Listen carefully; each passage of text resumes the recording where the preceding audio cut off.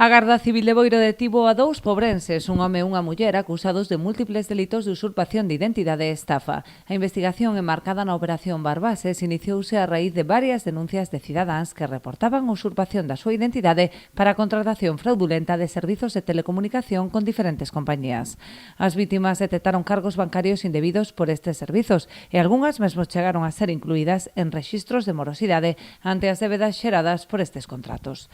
Os investigadores constataron que as direccións de instalación e entrega dos dispositivos asociados a estes contratos se localizaban na comarca do Barbanza, especialmente na Pobra.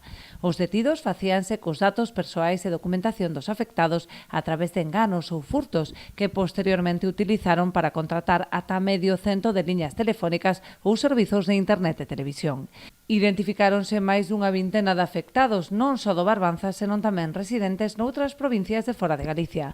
Aínda que os dous detidos xa pasaron a disposición xudicial, a operación continúa aberta e non se descarta a aparición de novas vítimas. Para evitar este tipo de estafas, a Garda Civil fai unha serie de recomendacións de seguridade aos cidadáns, alertando os riscos de compartir fotografías do DNI con terceiros, polo que en caso de ser necesario, aconsellan enviar o documento en branco e negro e non a cor, e ocultar ou pixelar datos sensibles como o rostro, a firma ou a data de validez.